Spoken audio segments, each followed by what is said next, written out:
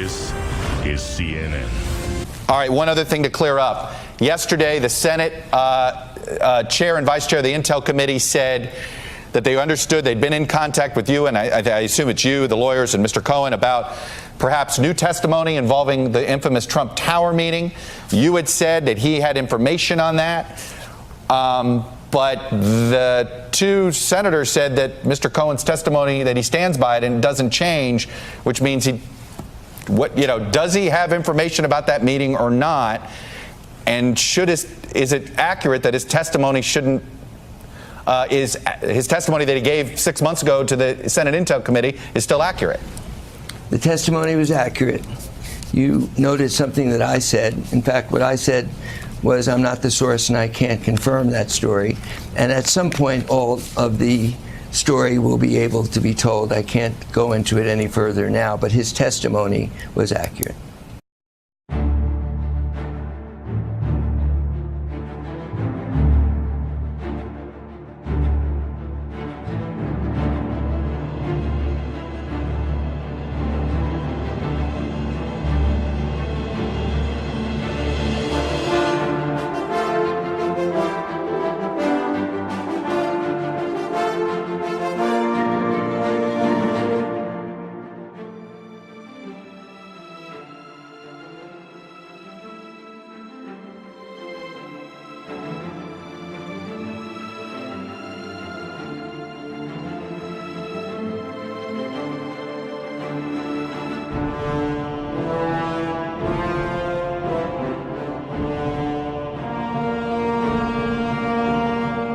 Welcome everyone to another installment of Neo Unrealist.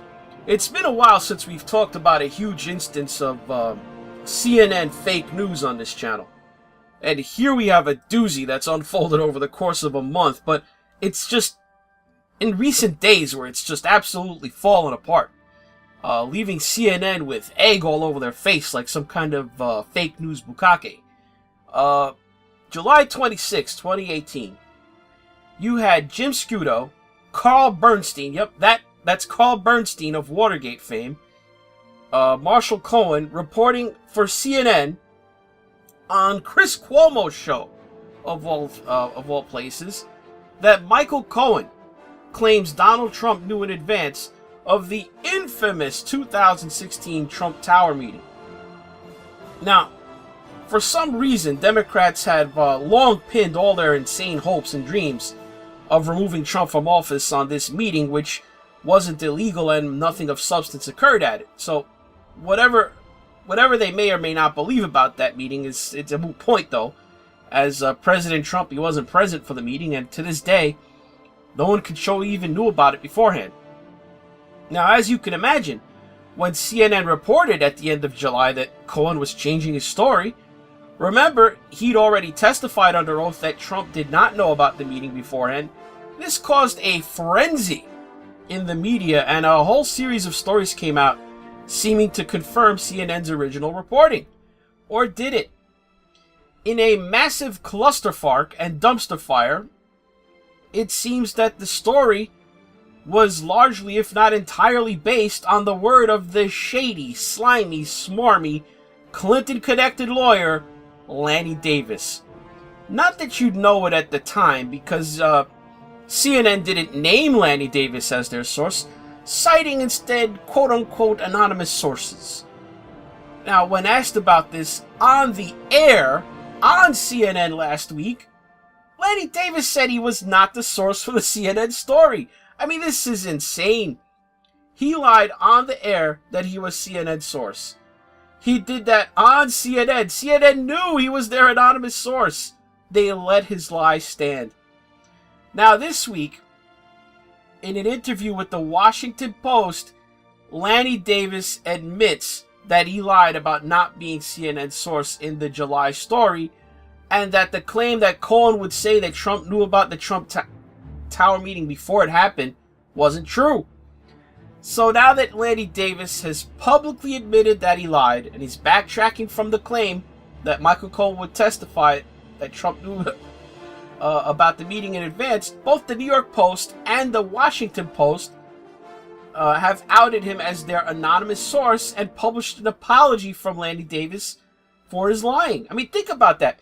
How many times have you seen multiple major mainstream media outlets out an anonymous source?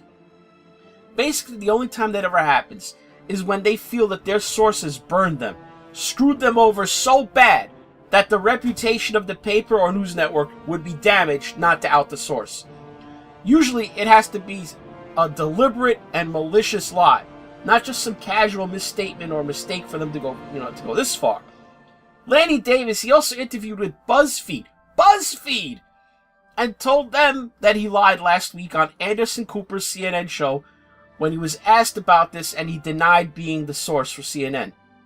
He called it a mistake, and that he did not mean to be quote-unquote cute. He didn't mean to be cute with Anderson Cooper. I'm not even going to go and dig into that one.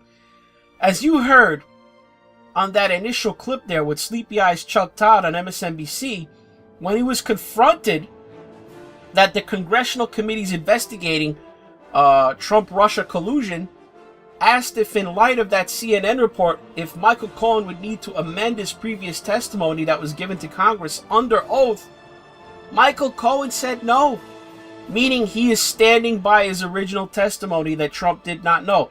So what makes this story a colossal case of fake news is that in spite of the Washington Post, the New York Post, BuzzFeed, etc., all coming out and saying Lanny Davis lied and that it can't be corroborated that Michael Cohen claims he knows Trump knew about the Trump Tower meeting before it happened, on top of the now known fact that Cohen is standing by his original congressional testimony, CNN is not retracting the story and instead has doubled down and stands by it. Let's go through it one more time. All the other news outlets like NBC, the Washington Post, etc. that were citing reporting by CNN in their stories, and we now know we're using Lanny Davis as their the source, the guy they were calling to confirm the CNN report.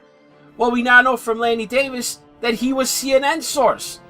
So we have another case, just like with the Russian dossier. I mean, this is how the Clintons work, where Chris Steele was the original source and then went around to all the media and they were citing him as a second source to confirm the previous reporting, which he was the source for.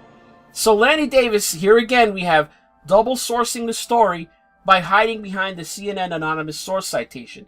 The whole thing was a Lanny Davis fabrication. And now that he took everything back, the whole story's crumbled like a house of cards.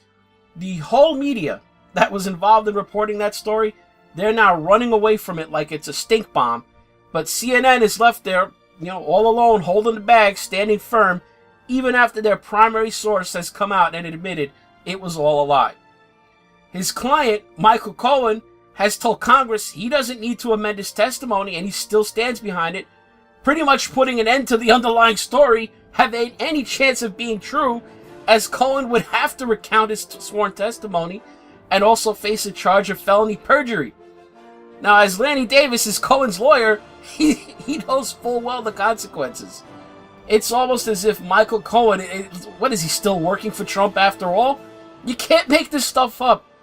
Lanny Davis has single-handedly destroyed his own client's credibility and usefulness as a witness for the prosecution going forward.